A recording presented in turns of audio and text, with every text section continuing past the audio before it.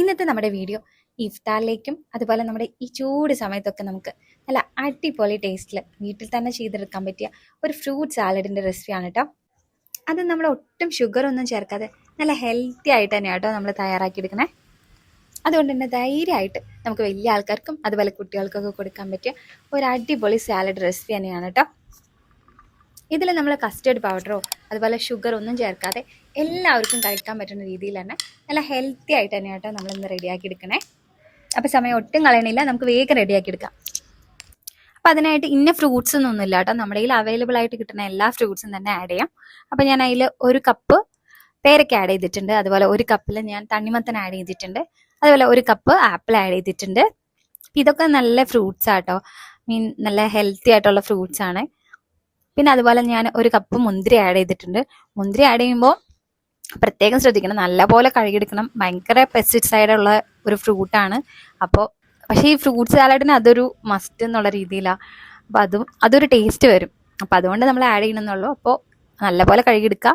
പിന്നെ അതുപോലെ ഒരു ചെറിയൊരു മാതളമുണ്ട്, അതും കൂടി നമ്മൾ ആഡ് ചെയ്ത് കൊടുക്കുന്നുണ്ട്. അതൊക്കെ ഒരുപാട് ബ്ലഡൊക്കെ വെക്കാനൊക്കെ ആയിട്ട് ഡെയിലി മാതളം കഴിക്കുന്നതൊക്കെ നല്ലതാട്ടോ. പിന്നെ അതിലേക്ക് നമ്മൾ കുറച്ച് നട്ട്സ് ആഡ് ചെയ്ത് കൊടുക്കുന്നുണ്ട്. കുറച്ച് കാഷ്യൂ നട്ട്സ് ആട്ടോ ആഡ് ചെയ്ത് കൊടുക്കണേ. നമ്മുടെ കയ്യിലുള്ള നട്ട്സുകൾ എന്താ വെച്ചാൽ ആഡ് ചെയ്ത് കൊടുക്കാം. പിന്നെ അതിലേക്ക് കുറച്ച് ഡേറ്റ്സ് ആഡ് ചെയ്ത് കൊടുക്കുന്നുണ്ട്. ഒരു 3-4 ഡേറ്റ്സ് ആണ് കേട്ടോ ആഡ് ചെയ്യണേ. പിന്നെ ഷുഗറിന് വേണ്ടി നമ്മൾ കുറച്ച് ഒരു ഹണി ആഡ് ചെയ്ത് കൊടുക്കുന്നുണ്ട്. അധികമൊന്നും വേണ്ട കേട്ടോ, 1 സ്പൂൺ ആഡ് ചെയ്യുന്നുള്ളൂ. അപ്പോൾ അതൊരു നല്ലൊരു കുറച്ചും കൂടി ഒരു ക്രീമി ടെക്സ്ചർ നമുക്ക് കിട്ടും. അതിന് വേണ്ടി കേട്ടോ. ഇതെല്ലാം കൂടി ചേർത്തിട്ട് നമുക്കൊന്ന് ഇളക്കി കൊടുക്കാം. നമ്മുടെ ഫ്രൂട്ട്സ് എല്ലാം കൂടി ഒന്ന് മിക്സ് ആക്കി കിട്ടണം നമുക്ക്. അതുപോലെ നമ്മൾ ആഡ് ചെയ്ത ഹണി എല്ലാത്തിലും ഒന്ന് ആക്കാൻ വേണ്ടിയിട്ടോ നമ്മളിങ്ങനെ മിക്സ് ചെയ്ത് കൊടുക്കണേ. അപ്പം നല്ലപോലെ ഒന്ന് മിക്സ് ആക്കി കൊടുത്തിട്ടുണ്ട്. നമുക്ക് വേണമെങ്കിൽ ഇങ്ങനെ നമുക്കൊന്ന് സെർവ് ചെയ്യാം, അതും നല്ല ടേസ്റ്റാണ്.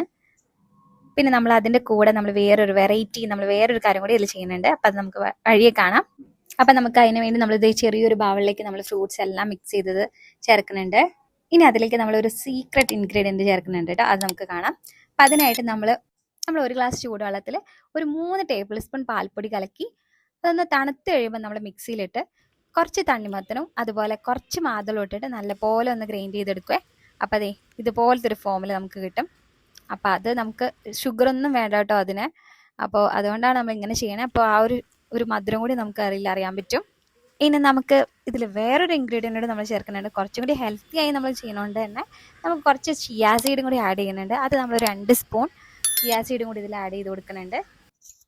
അപ്പോൾ കുറച്ചും കൂടി നമുക്ക് ഹെൽത്തി ആയി കഴിക്കാനും നമുക്ക് ആഡ് ചെയ്യാവുന്നതേ ഉള്ളൂ.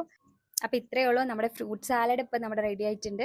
നമ്മുടെ ഇപ്പോൾ നോമ്പ് കാലത്തൊക്കെ നമുക്ക് കഴിക്കാൻ പറ്റിയ ഒരു അടിപൊളി ഹെൽത്തി ആയിട്ടുള്ള ഒരു ഫ്രൂട്ട് സാലഡാണ്. നമ്മൾ ഷുഗറൊന്നും ചേർക്കാത്തത് കൊണ്ട് തന്നെ ആർക്ക് വേണേലും കഴിക്കാൻ പറ്റും എന്നുള്ളതാണ് ഒരു കാര്യം.